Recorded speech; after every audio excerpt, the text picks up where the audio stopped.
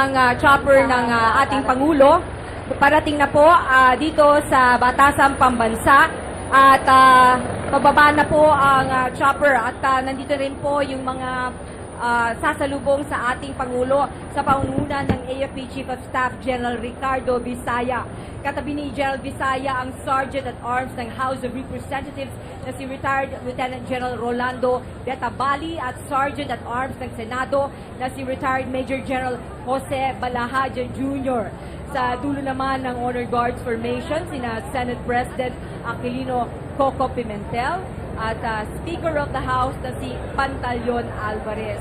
Ang kauna-unahang State of the Nation address ni Pangulong Duterte ay inaasahang mas mahaba sa 21-minute speech niya nung sa kanyang inauguration. At ito po, papalapag na ang chopper, presidential chopper, sakay si Pangulong Rodrigo Roa Duterte. Napaaga po ang dating niya, no? Actually, sa schedule, dapat 3:45 pa ang dating niya, pero 3:30 pa lamang ay nandito na ang ating Pangulo. Mukhang umalis siya ng maaga sa Malacanang. At yung pong kanyang talumpati ay inaasahang tatagal ng 38 minuto. At sinabi nga ni Press Secretary Martin Andanar na ang speech ng ating Pangulo ay magiging makapagbagdamdamin talaga, no? Baka mahulog tayo sa ating silya. Siya nga daw po ay napaiyak noong nabasa niya itong speech ng ating Pangulo. Sinasabing ang maging talumpati ni Presidente ay tatalakay sa mga deliverables o target na mga miyembro ng kanyang gabinete. Bukod pa rito ang mga recent na pinag-uusapang agenda ng Pangulo tulad ng peace efforts niya sa Mindanao at ang kanyang legislative agenda. Kabilang din sa inaasahang tatalakayin niya sa SONA ang kanyang malawakang kampanya kontra droga. Naka-formation na po itong kanyang welcoming committee at inihahanda ng buksan itong chopper ng ating Pangulo. Kabilang din po sa inaasahang tatalakayin niya sa SONA ang kanyang malawakang kampanya dito nga po sa droga. Halos 100,000 drug users at pushers ang napabalitang sumuko na magmula ng simulan ang kanyang kampanya. At eto po, nakikita na natin ang ating Pangulo pababa na dito sa chopper at suot-suot niya ang barong at mukhang itim itong pantalon niya, no?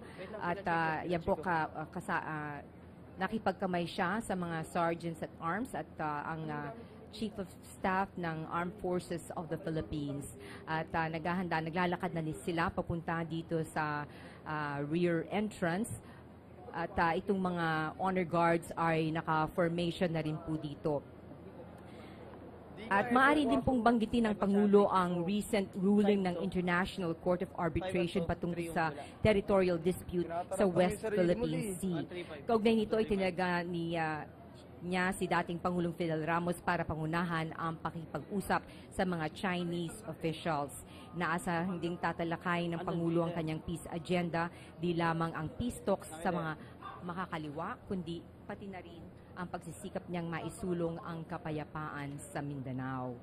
At yan po, at naglalakad na po ang ating Pangulo between the honor guards kasama si AFP Chief of Staff Ricardo Visaya.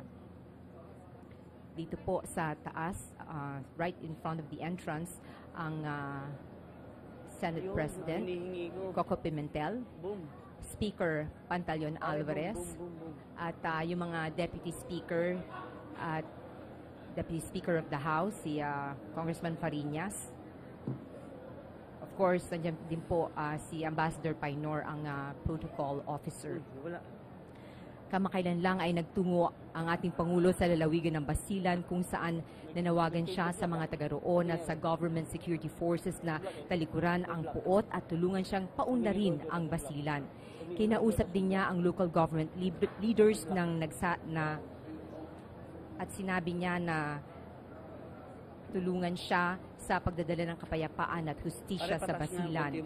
Nanggaling din ang Pangulo sa Zamboanga City kung saan niya kinausap ang mga sundalo at miyembro ng Western Mindanao Command o West Mincom. Ngayon po ay patungo na ang Pangulo sa PLLO o Presidential Legislative Liaison Office para manatili doon ng 5 minuto bago siya tutuloy sa session hall. Dito ay makakausap niya itong Senate President, House Speaker at Deputy Speaker.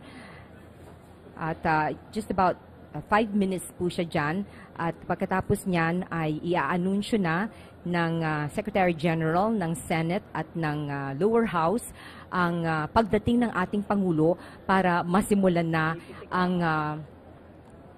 kanyang SONA. At yan po muna. Back to Kathy and Bong.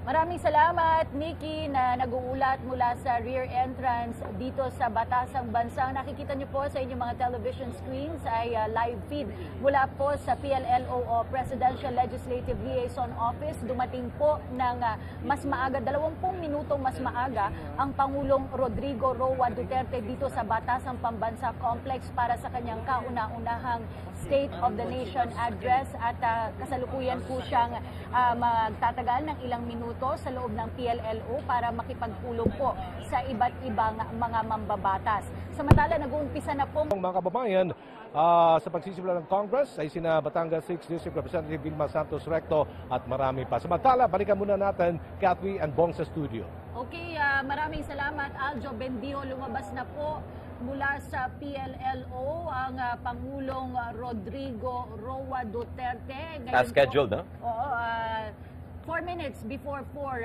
alas 4 nga, inaasahan nga natin na magsisimula na at kanyang i-deliver ang kanyang speech.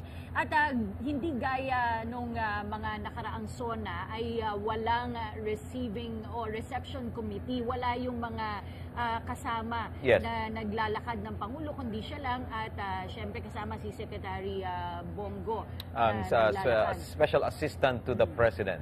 Ayan, na parating nasa tabi, kasama parating nating mahal na Pangulo. So dadaan sa South Wing yan. Sa gilid ng South Wing ay dumadaan ang Pangulong Duterte. It will take about 2 to 3 minutes. Bago makarating sa entrance ng session hall. At ito na, malapit na yan dun sa lobby, sa main lobby ng Kongreso.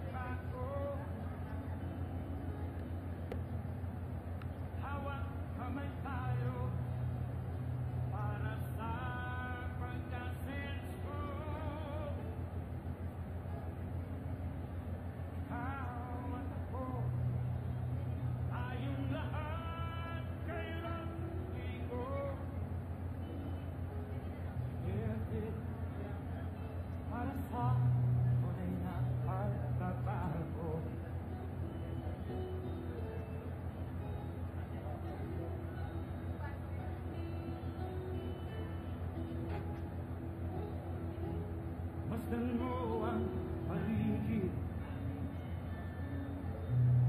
alamat mga krimen.